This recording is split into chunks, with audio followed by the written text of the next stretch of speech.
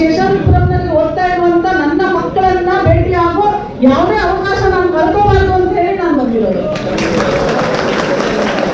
So ನನ್ನ ಮಕ್ಕಳು ನಾನು ಮಾತಾಡ್ಬೇಕಾದ್ರೆ ನಿಶಬ್ದವಾಗಿ ಕೇಳ್ತೀನಲ್ವಾ? ಕೇಳ್ತೀರಾ? ನಾನು ಟೀಚರು ಸಹ ಹೌದು, ನಾನು ಡಾಕ್ಟ್ರು.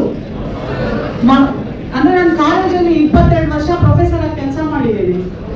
ಸೊ ನನ್ನ ಮಕ್ಕಳಿಗೆ ಪಾಠ ಮಾಡೋದ್ರಿಂದ ಮಕ್ಳಿಗೆ ಏನ್ ಬೇಕು ಏನ್ ಬೇಡ, ಹೆಂಗೆ ಶಿಸ್ತನ್ನ ಕಲಿಸ್ಬೇಕು, ಯಾವ ತರ ಹೋರಾಟ ಮಾಡೋದನ್ನ ಕಲಿಸ್ಬೇಕು, ಯಾವ ತರ ಪಾಸ್ ಆಗೋದನ್ನ ಕಲಿಸ್ಬೇಕು, ಫೇಲ್ ಆಗಿರೋ ಮಕ್ಕಳನ್ನು ಹೇಗೆ ದಾರಿ ತರಬೇಕು ಎಲ್ಲವೂ ಗೊತ್ತಿದೆ. ಅದಕ್ಕೆ 3 ಸಲ ನನಗೆ ಬೆಸ್ಟ್ ಟೀಚರ್ ಅವಾರ್ಡ್ ಬಂದಿದೆ. ಅಂದ್ರೆ ಮಕ್ಕಳ ಹೋರಾಟಗಳು. ಸೊ ಹಾಗಾಗಿ ನಾನು ಡಾಕ್ಟರ್ ಮಕ್ಕಳಿಗೆ ಪಾಠ ಮಾಡಿದ್ದೀನಿ ಅಷ್ಟೇ. ಇವತ್ತು ನಿಮ್ಗೆಲ್ಲರಿಗೂ ಪಾಠ ಮಾಡಕ್ ಬಂದಿದ್ದೀನಿ. ಪಾಠ ಆಗೋದಕ್ಕಿಂತ ತಾಯಿಯಾಗಿ ನಿಮ್ ಜೊತೆ ಕೆಲವು ವಿಷಯಗಳನ್ನ ಹಂಚ್ಕೊಳ್ಳಕ್ಕೆ ನಾನು ಬಂದಿದ್ದೀನಿ.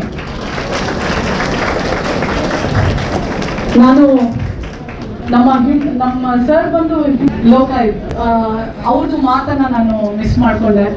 ನಾನು ಲೇಟಾಗಿ ಬಂದಿದ್ದಕ್ಕೆ ಕ್ಷಮೆ ಇರಲಿ ಸರ್. ಯಾಕೆಂದ್ರೆ ನಾವು ಮನೆಯಿಂದ ಆಚೆ ಬಂದ ತಕ್ಷಣನೇ ಮನೆ ಹತ್ರ ಬರೋ ಜನ ಎಲ್ಲನೂ ವ್ಯವಹಾರಕ್ಕೆ ಬರೋದಿಲ್ಲ.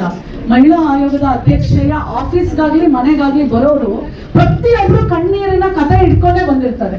ಸೊ ಹಾಗಾಗಿ ಅವರನ್ನೆಲ್ಲರನ್ನು ಅಟೆಂಡ್ ಮಾಡಿಕೊಂಡು ಈ ವೇದಿಕೆಗೆ ಬರೋಕ್ಕೆ ತಡ ಆಯ್ತು. ಎಲ್ಲರಲ್ಲೂ ಕ್ಷಮೆ ಕೇಳ್ತಾ ನಾನು ನನ್ನ ಮಾತುಗಳನ್ನ ಪ್ರಾರಂಭ ಮಾಡ್ತೀನಿ. ವೇದಿಕೆ ಮೇಲೆ ಇರುವಂತ ಎಲ್ಲ ಗಣ್ಯರಿಗೂ ನಮಸ್ಕಾರ ಮಾಡ್ತಾ, ಎಲ್ಲ ನನ್ನ ಮಕ್ಕಳಿಗೂ, ಯಾಕಂದ್ರೆ ಎಲ್ಲರಿಗೂ ನನ್ನ ತಾಯಿ ಹಾಗೆ ಅನ್ಸುತ್ತೆ, ಮತ್ತೆ ಎಲ್ಲ ನಮ್ಮ ಶಿಕ್ಷಕ ವೃಂದದವರಿಗೂ ಇನ್ನೊಂದ್ಸಲ ನನ್ನ ಹೃದಯಪೂರ್ವಕ ನಮಸ್ಕಾರಗಳನ್ನ ಮಾಡ್ತಾ, ಮೊದಲಿಗೆ ಪ್ರಶ್ನೆಯನ್ನ ಪ್ರಾರಂಭ ಮಾಡೋಣ. ಆಯ್ತಾ? ಓಕೆ ಸರ್, ಉತ್ತರ ಕೊಟ್ಟವ್ರಿಗೆ ನೀವು ಏನಾದ್ರು ಪ್ರೈಸ್ ಕೊಡ್ಬೇಕು. ಕೊಡ್ತೀರಲ್ಲ? ನೆನ್ಪಿಟ್ಕೊಳ್ಳಿ, ಬರ್ಕೊಳ್ಳಿ.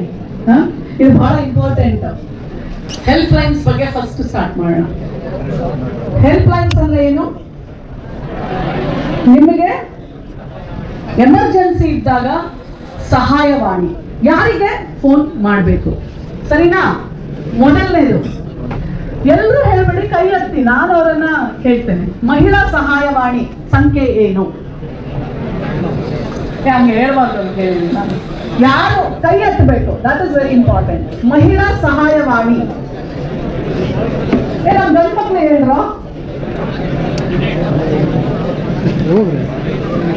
ನಮ್ಮ ಮಕ್ಳು ಯಾರು ಗೆಸ್ ಆದ್ರೂ ಮಾಡ್ರು. ಮೊಬೈಲಲ್ಲಿ ನೋಡ್ಬೇಡ್ರಿ, ಆಯ್ತು. ನಿಮ್ದು ನಮ್ಮ ಮಕ್ಕಳು ಹೆಣ್ಮಕ್ಳು ಮಹಿಳಾ ತಪ್ಪಿದ್ರು ಪರವಾಗಿಲ್ಲ ಮಗಳೇ, ಯು ಕ್ಯಾನ್ ಆಲ್ವೇಸ್ ಟ್ರೈ. ಹೇಳಮ್ಮ.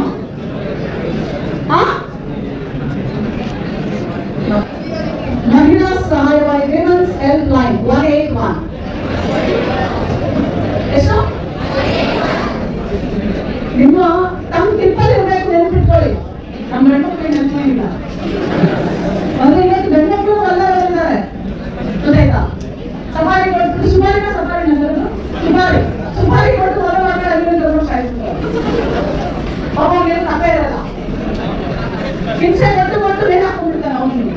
ಆದ್ರೆ 93% ಹೆಣ್ಣು ಮಕ್ಕಳೇ ಶೋಷಿತರು. 8% ನೀವಿದ್ದೀರಾ, 93% ಹೆಣ್ಮಕ್ಳಿದ್ದಾರೆ. ಈಗ ಅದನ್ನು ಚೂರು ಪರ್ಸೆಂಟೇಜ್ ಜಾಸ್ತಿ ಆಯ್ತು ಗಂಡ್ಮಕ್ಳಿಗೆ ಅಷ್ಟೇ. ಇವತ್ತು ನ್ಯೂಸ್ ಪೇಪರ್ ಎಷ್ಟು ಜನ ಓದಿದ್ದಾರೆ?